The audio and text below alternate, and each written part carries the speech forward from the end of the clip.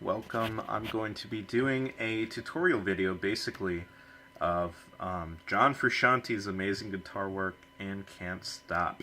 This is probably one of my favorite Red Hot Chili Pepper songs, which is why I agreed to do some sort of video to show you on how to play it. I've been thinking about this a little bit, and I decided I'm just going to post a video on the subreddit on Reddit, r guitar.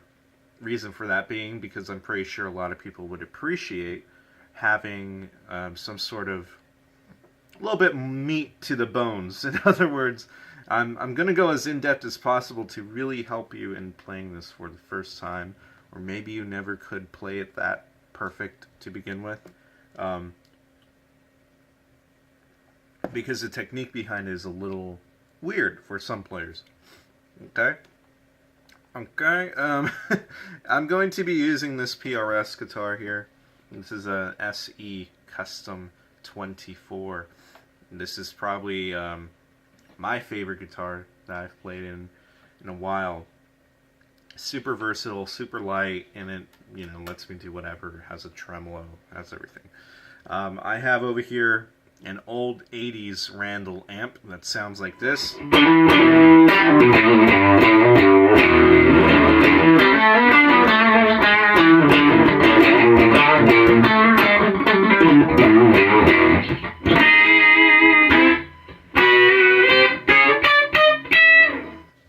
And I have it reasonably clean, a little bit dirty, and no reverb. Not using any reverb. It doesn't sound too great, but it works. So examining John Frusciante's guitar work in this song is something that is pretty unique. I think John Frusciante is a guy who takes something that is super simple, yet makes it super complicated. And to play it right, you have to almost be in that mindset as the way John Frusciante is. So, to be able to play this,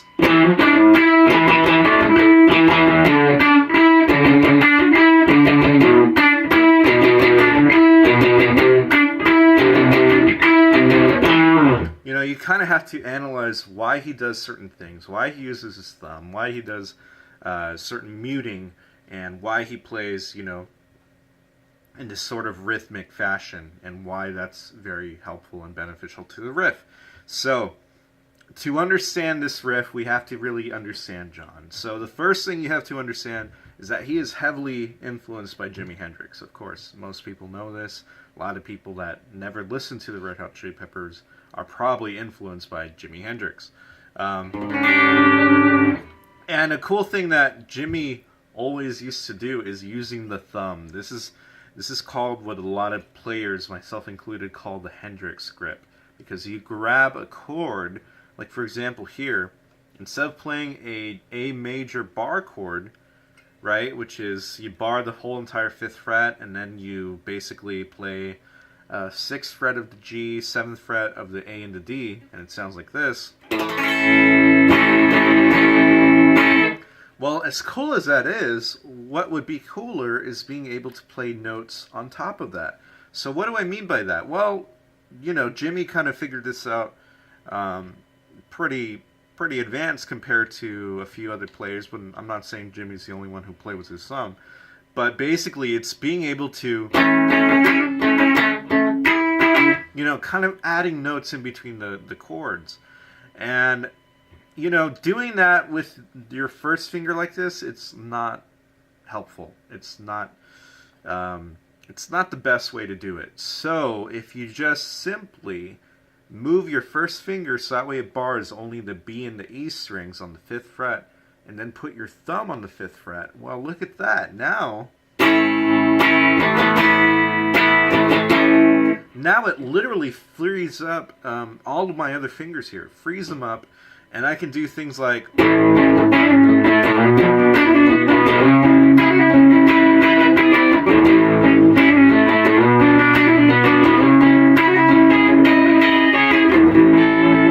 which is almost, as you can tell, almost a John Frusciante trademark. He loves doing these little added fills and stuff. And you can hear it in, in Under the Bridge.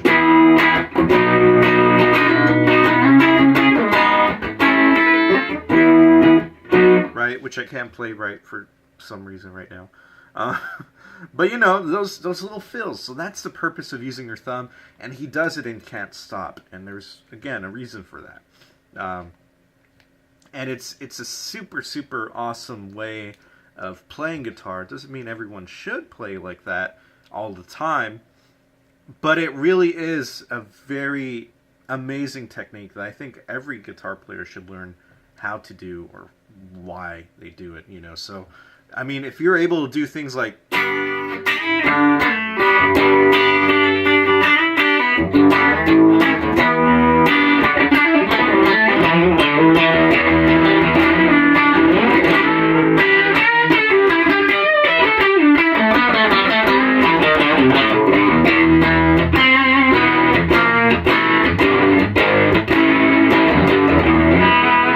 half of that stuff I wouldn't be able to do unless I use my thumb.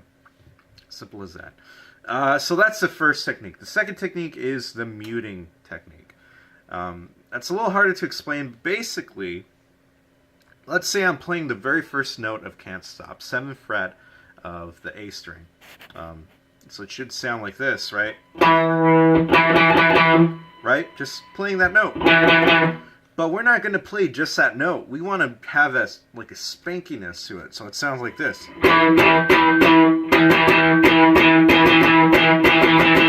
And as you can tell, just by playing, instead of playing this and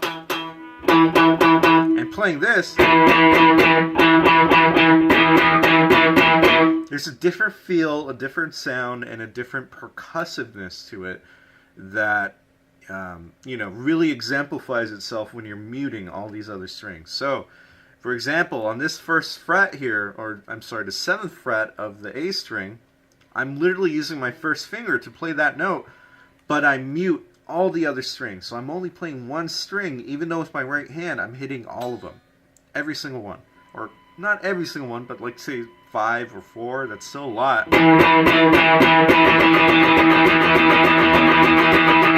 That's hitting all of them. And you can hear that, you know, just very, you can hear that on top.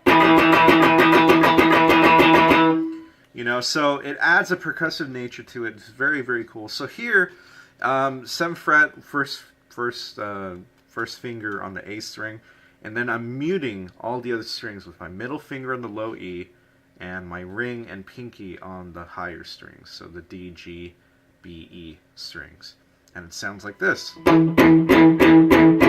So when we're getting into the song, I'm going to be showing you the different ways, and you can find your own ways, to mute the other strings. And these are the most effective for me, but you can find other ways to do it. Someone mentioned that they're playing this on an acoustic guitar, specifically a classical guitar. Would that provide any bit of a difference if you're playing on an acoustic guitar? Well, if you're playing on a classical guitar, you're not really going to get that snappiness with a pick, because the strings are nylon and they bend a lot more, so you might be able to kind of hear it, but not really. And the neck is a little bit wider, okay, than a regular electric guitar here. And so when you put your hand over here for the thumb thing, it might be a little bit more difficult.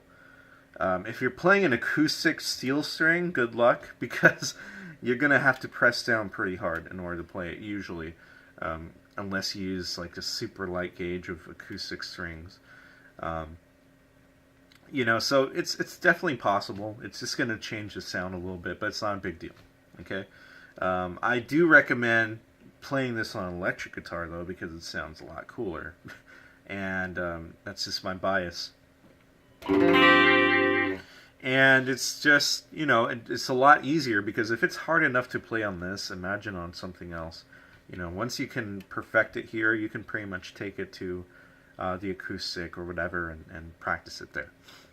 So, then again, vice versa. If you learn it on acoustic pretty well, it should be very easy to play on this.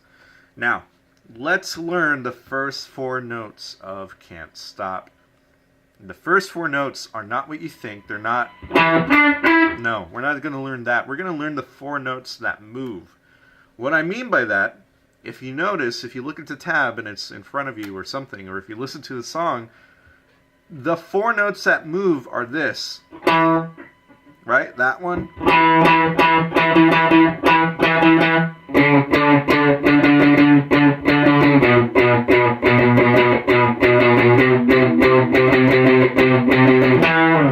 Those are the 4 notes that move, because on the G string he just does this. It's still on the G string, still on the same note, so we're not caring about that. We're caring about the notes that move. So the 7th fret of the A is the first note, right? 7th fret of the A string. And I play that with my first finger. And then the next note is the low E string on the 10th fret, and I play that with my pinky. And that might seem a little weird to you if you're playing this for the first time, but there's a reason behind it. Right, so it should be that one. You switch to using your thumb, and it's the 7th fret of the low E. And then you move up your thumb 1 fret, 8th fret of the low E. Right, so let's memorize those notes. It should be...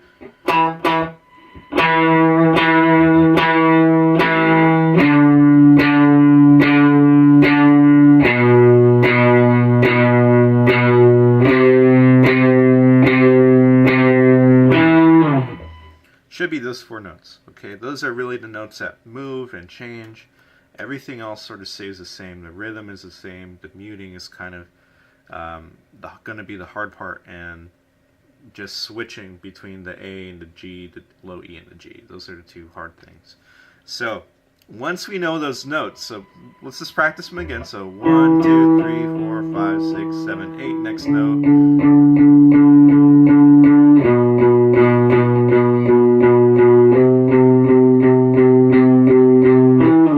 Used to the fingering. So the first note, 7th fret of the A, is your first finger. The next note, 10th fret of the low E, is your pinky. And then the other 2 notes are with your thumb. 7th fret of the low E, 8th fret of the low E. Right? So now we got that. Now let's work on the muting. The muting is another difficult part, but it's very, very necessary in order to get the right sound. Okay, so for the first note, 7th fret of the A string, I'm muting the low E, like I said earlier, with my middle finger, and I'm muting all the other strings over here with my ring finger and my pinky. So it sounds like this. And the way I'm muting is just by barely laying my fingers on top of the strings, where they just make this sound. You might hear a little bit of harmonics and all that, and that's fine. It doesn't really matter. In fact, it sounds a little bit cooler when it does that sort of sound. But then notice when I press on the first finger here, 7th fret, that should be the only note you hear. So that's the hard part there, being able to just hear that one note. Next fingering, you go to your pinky, the low E on the 10th fret. This one's a little bit easier because you can mute this whole entire fret here, like around the 7th fret. I just put my whole finger across almost, and then I use my pinky, 10th fret of the low E, and it sounds like this. Right? You can hear all the other muting, but when I press on my pinky, it's also very important to note that my thumb here is right behind the neck. It's not to the side, it's not up here, it's right behind the neck. That's the only real way you can get stretches like this. Okay, so if you're having trouble with being able to stretch your hand out here, you need to practice a little bit more with having your thumb right behind the neck, right behind the center. And it should sound like this. So on the other string, I actually have my thumb kind of up here a little bit, where it's holding on, because I don't need that much pressure. But when I'm using my pinky is pretty weak, so I have to use a little bit more pressure from my thumb. So my thumb presses this way, towards the camera, right? It's pressing the guitar towards the camera, but my pinky is trying to counteract that. And that's what gives me enough strength to be able to do them. Right? So that's very cool. Physics. 7th fret of the low E, I'm playing with my thumb. And this you could do a couple different ways. Your thumb plays the low 7th fret of the E, and it mutes at the same time the A string. So it sounds like this. right? That's really the way you're supposed to do it, quote unquote. And then use your other fingers to mute everything else. Right? Something like that. The other way is you can use your other fingers to mute the A string as well. So you're just muting everything. So you see here my middle finger is muting the A string, my thumb is just playing the note, and it sounds like this. Versus, if you hear a lot of this, chances are it's probably because you're not muting the A string enough. So you have to use your other fingers, which is fine. And then the next note, 8th fret of the low E. Same exact position. You can see there, I just move my thumb.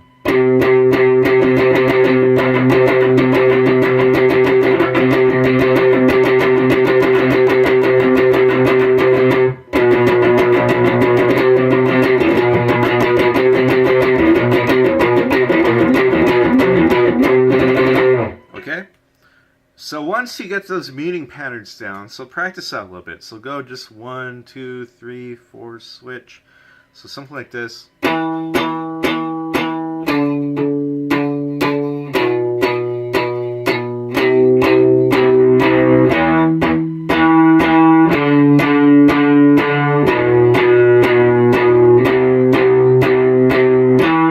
Because you want to get used to the different fingering sort of things you have to do in order to do the muting. Okay, now we get into the rhythm. The rhythm for the song is exactly like this. It does 1, 2, 3. So it should sound like this. If I'm doing only one note, let's practice on the 7th fret of the A. One note. So it does 3 downstrokes. And then it goes 1, 2, 3, 4, 5. So it sounds like this.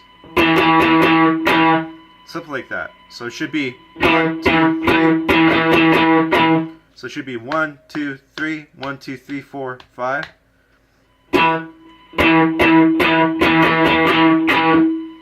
Okay?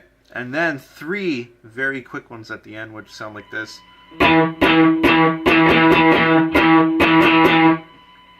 1, 2, 3, 1, 2, 3, 4, 5, 1, 2, 3. Okay, it's a good thing in your head to have some sort of a metronome going on. So that way you can kind of figure out the pattern a little bit easier. If you want some help, you can also listen to the song itself and listen to it on repeat and be like, okay, let me just listen to it.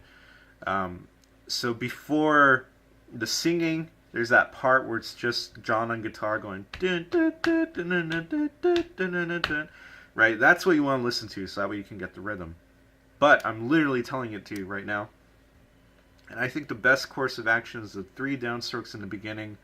Everything else you can do down, up, or whatever you want. So if you notice, I do 1, 2, 3, 1, 2, 3, 4, 5. Sometimes I do another upstroke, or sometimes I just go down. It doesn't really matter, okay? But the crucial part is the first 3 downstrokes. Okay, so the rhythm, one more time, just on this one note. I'll do it very slow. 1, 2, 3, 1, 2, 3, 4, 5. 1, 2, 3, 1, 2, 3, 1, 2, 3, 4, 5. 1, 2, 3.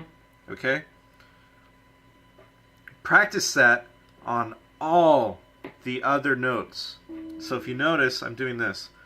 1, 2, 3, 1, 2, 3, 4, 5. 1, 2, 3, 1, 2, 3. 1, 2, 3, 4, 5. 1, 2, 3, 1, 2, 3. 1, 2, 3, 4, 5. 1, 2, 3, 1, 2, 3. 1, 2, 3, 4, 5. 1, 2, 3, 1. Keep doing that. Practice that. Practice that rhythm. Practice the muting. Okay? Now we get to the fun part. Once you think you have that pretty well down, and you want to try it up to speed, so you want to be able to do this.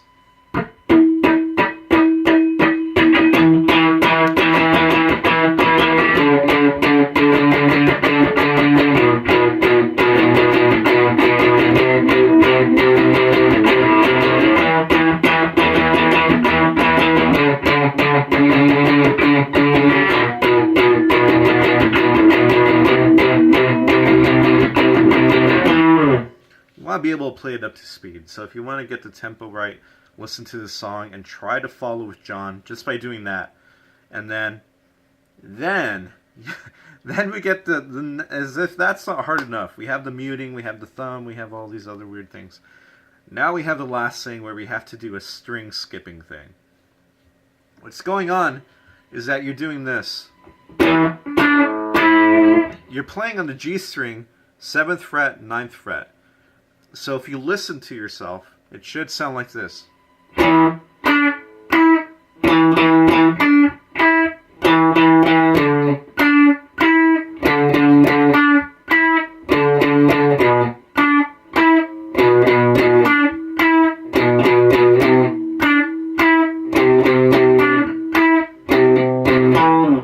Should be fairly close.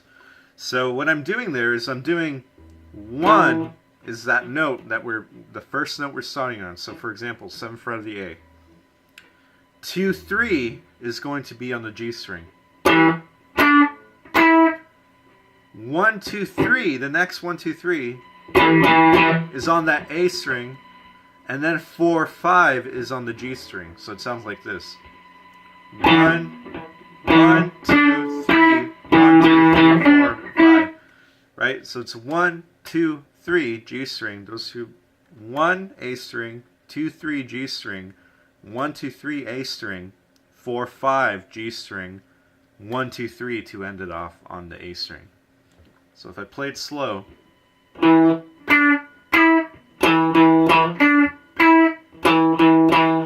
then I switch to the next note that I told you would move, 10th fret of the low E. See, that becomes a little bit more difficult, doesn't it?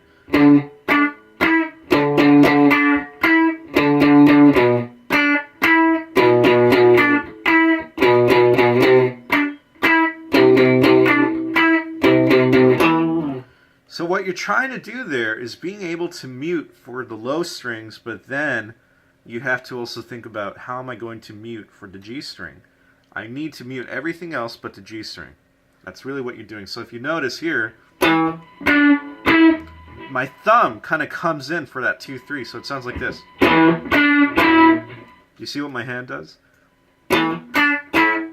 It's to help mute these lower strings, so that way I can move my first finger over here. The other way is kind of barring the 7th fret in some weird way, which I don't really like. I still like having my thumb come up and do that. So it should sound sort of like this. That's the first sort of way to mute for the G string.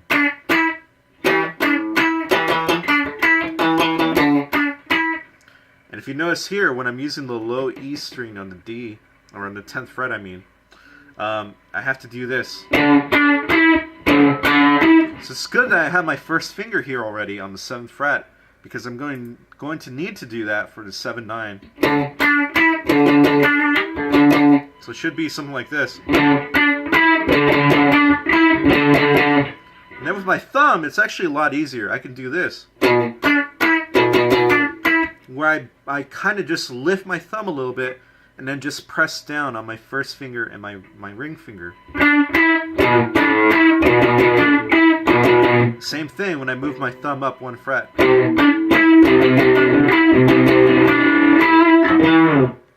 Okay, so now I'm going to play that whole riff slow and then up to speed. 1, 2, 3, 4.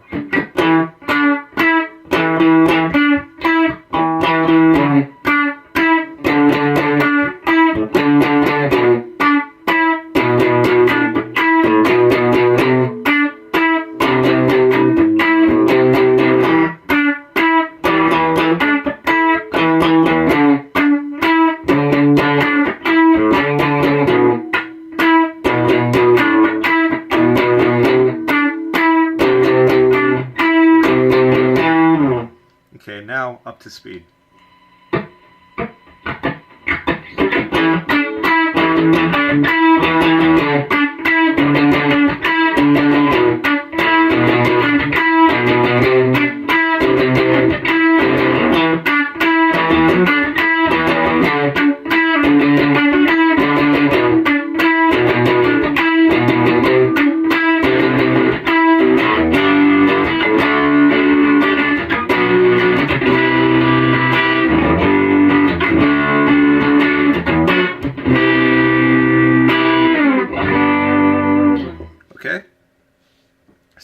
that is the basic idea. The whole synthesis of that riff is you're playing 3 notes to shape out a chord, is what's really going on. So just to give you a little bit of music theory, technically that first chord is sort of like an E minor. The second chord, or the second note, is like a D, and then you have a B minor, and then you have a C major 7. And those are the 4 chords that kind of make up the main riff. So if I was to just play the chords, it would sound...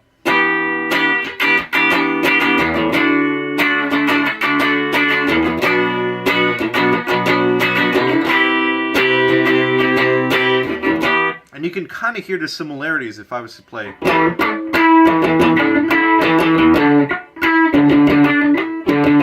Right? And what John does there is you're literally just taking 3 notes of a chord, repeating 2 of the notes up here, 7th fret, 9th fret of the G, and just by moving that bass note, it creates this very cool percussive sound, and it's very, very awesome. So, John Frusciante is easily one of my favorite guitar players that really got me into guitar playing. For a while, I was learning a lot of Red Hot Chili Pepper songs, so like...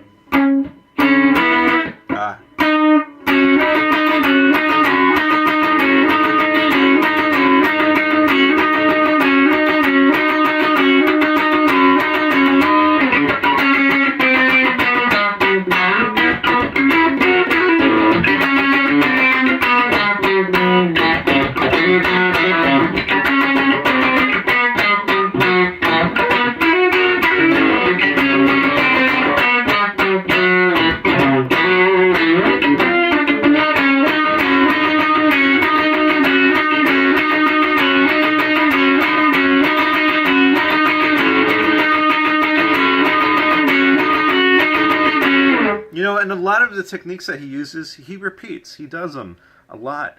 And to really understand a guitar player's songs, you really have to look at what he does and why he does them. And, you know, John Frusciante, you have to admit, he has his own style. And when a player has his own style, it becomes ever so much easier for you to be able to figure out how he's playing it.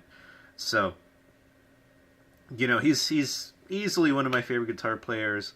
I didn't really get super into Red Hot Chili Peppers. I mean, I listened to him for like the longest time, and then I kind of just settled a bit, especially now that Josh is involved with doing the guitar work. He has a totally different way of playing compared to John. They're similar. They're both similar, but, you know, different guitar playing. So, John Frusciante is now doing his own thing, doing his own awesome electronic sort of inspired music and all that. But really, he is a guy with a specific signature. Even though it copies from Jimi Hendrix or whatever, he has his own unique way of playing that makes a simple thing, like I said earlier, sound even more difficult. And that's really what Jimi Hendrix did with songs like Little Wing, songs like Foxy Lady, and you know, that are just like, they sound huge, they sound this, but they're really just single notes, and they're very simple, you know. So, hopefully this video is helpful towards you. If you have any other questions regarding the song, regarding if you want to learn the chorus, if you want to learn other little parts, you know, you could always ask me, or of course I can direct you to where to look. If you're watching this video, you're probably interested in John Frusciante a lot. So I remember I saw this awesome video earlier this year by Dave Simpson on YouTube. He has a How to Play Like John Frusciante, Episode 1, Introduction. He literally goes through all the things that you really kind of need to sound like John Frusciante. Doesn't mean you need a specific amp, but it goes through his pedals and how he plays and why he plays that way, and a whole bunch of other things. It's a very, very good series. I remember I watched the first episode and I was like, that's actually really good. He really went in depth with it, and very awesome. So if you're interested in that, check out Dave Simpson, and he has his own thing there. Any other questions, of course, are always welcome. and you know, any sort of things I can help you out with. All right, so thank you so much for watching. I know this is a pretty long video, but hopefully you got through it, and it's, you know, it's lengthy, but hopefully it'll help you. I try to go as in depth as possible because there's a lot going on. All right, so bye.